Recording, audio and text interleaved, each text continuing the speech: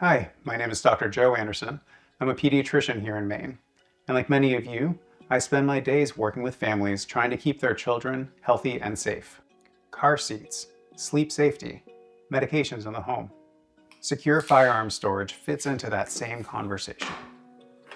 Firearms are the leading cause of death for children and teens in the US. That statistic is difficult to hear, but it also tells us something important. We, as clinicians, have an opportunity to prevent harm. Many of these deaths are suicides, particularly among adolescents. And many of those suicides occur during brief moments of crisis or impulsivity. Nearly half of individuals seen in the hospital following a suicide attempt reported that they made the attempt within 10 minutes of the suicidal impulse they acted on. If a firearm is immediately accessible during that brief period of intense distress, the likelihood of survival drops dramatically.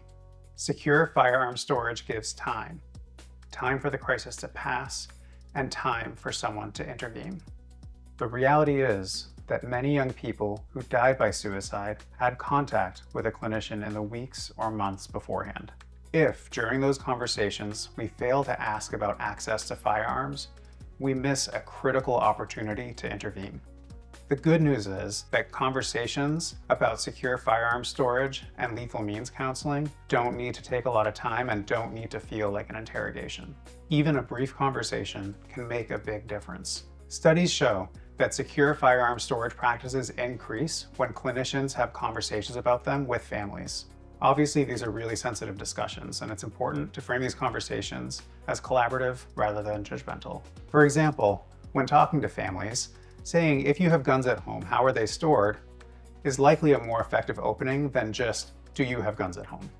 For teens struggling with depression or thoughts of suicide, a more in-depth conversation about safety planning is vital.